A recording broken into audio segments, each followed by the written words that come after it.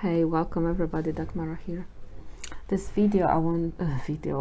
this recording, I want to talk about being too much, which is something that it's a sensation or understanding or awareness that has been with me for probably through my entire life, obviously, but I've become aware of it recently because this judgment of I'm too much stops us from expressing ourselves fully, and kind of restrains our process of sharing ourselves with the world, and also of experiencing joy and happiness of being who we really are. And that's something that is very familiar to me, and as I work with or focus often on developmental trauma, I know where it comes from. It does come from exactly from that parent-child relationship, or parent-teacher, or parent-primary caregiver relationship, where we are always pushed away, we are always restrained, or we are always suppressed because we are too much for the adult that they have to deal with us, with our outbursts of creativity, with our outbursts of sadness, with our outbursts of joy, or whatever other emotions, or whatever expression even. And because the adults that we have around us were trying to suppress that for their own reasons that they could not deal with themselves, so it was easy to suppress other person, and that suppression over time generated a coping mechanism that, if I'm too much, people will reject me, because when I was too much to my mom, she was punishing me. Oh, you are too loud, you are too, too expressive, you talking too much, shut up or go to your room. So for each each full expression, I was not appreciated. I was always suppressed, because my mom had no patience to be around expressive child. So over the many years of living with this type of environment, and it's obviously, I'm not talking about specific parent here, but also other adults that, they don't really want to often deal with children. They want to, drink coffee and watch TV. I'm not even going to the school system, when you have to be in a certain way, otherwise you are being punished or restricted or looked in a weird way. So in order to fit in, we make ourselves smaller than others in order to fit in. We do not express fully what we want because we are afraid to be rejected. And it's a fear that is deeply engraved in our body, and it's not something that always consciously happens in our mind, that we restrain from self-expression. It's something that it becomes our personality and our everyday experience.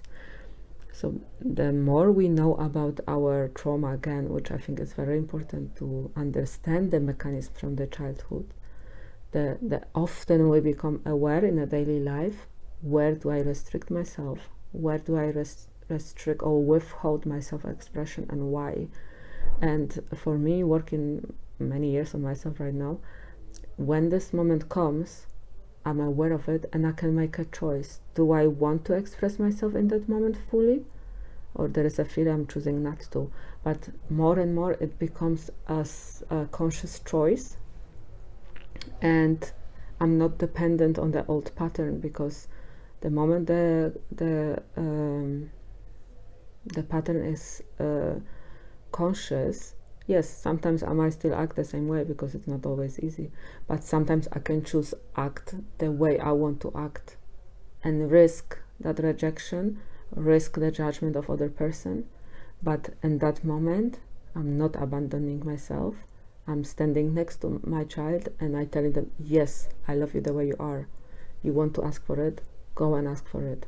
You want to shout, go and shout. You want to tell somebody that they did something wrong, go and do it. You have somebody did something wrong to you, go and tell them. You know, it's I want to stop with this withholding or this restriction of who I am just because other people, they don't like it, or because they can reject me. And if I'm fully expressing myself and people will reject me, and there will be people that will, that's okay. I can survive without those people in my life, because the priority and the most important thing for me right now is to be able to fully express myself, is to be able to be myself, and I'm not hurting other people expressing myself. And I had a there are many situations in my life that they happen in a way, this is what I want to express, and sometimes I'm deciding, is it the right moment to express that? How will this person react? Maybe they will think I'm too much. And the moment these ideas are happening in my life, I'm choosing, no, I'm not harming this person expressing my needs. They have a choice, comply with them, they have a choice to respond to my needs, and they have a choice not to. And it's not about that, it's about what I want to state with myself and how I want to express myself to the world. And it's really freeing. It's not about getting things in the first place. It's about expressing, because also as a child we not always get what we want. As a life, it's not always that, but at least expressing that, yes, I can be myself. And this is the most important thing that we can really even have in our life. It's ourselves. But when we always make ourselves smaller and restrain ourselves, you cannot say this, you cannot say that, you cannot do this, you cannot do that, our way of expression becomes very constricted, and it creates a lot of tension, it creates a lot of stress and suppressed emotion and anger and depression and compulsive behaviors and I don't know, overeating or spending hours on playing games just to disconnect from the feeling that we cannot be who we really are, that we cannot express what we really think. And I know it's not always easy to express what we think, but I know the more we are aware of ourselves, the more we learn about our childhood trauma, not in order to blame other people, but in order to gain the empowerment, the gain independence. Because the more I know how my mechanism works, I can make a conscious decision how I want to comply with them. And sometimes it might happen, it just happens, and I couldn't do anything. But then the compassion comes and I can understand. So it's the whole spectrum of being the good parent for ourselves that creates the environment for really expressing yourself. And the more you're gonna express yourself, there will be more freedom in your life and more expansiveness, and you will be experiencing a life in a different way. And it will be joyful, but with a different quality, but also it will be liberating. You know, this is the time to really live your life the way you want to. From what you know, you have only this life. Yeah, maybe you had past, or maybe you're gonna have future lives, but you have your life here right now, and you can live it the way you want it. So in order to do that, I invite you to really go a little bit deeper to your own experience, to learn about, to gain knowledge and understanding about your mechanism, about how your personality was created, what are your restrictions, why you're not expressing yourself.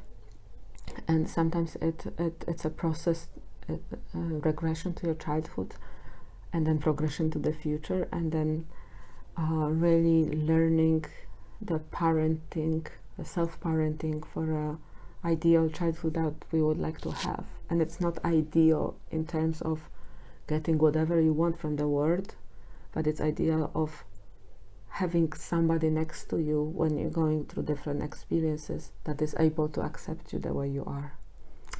So this is a little bit what I wanted to share. Thank you.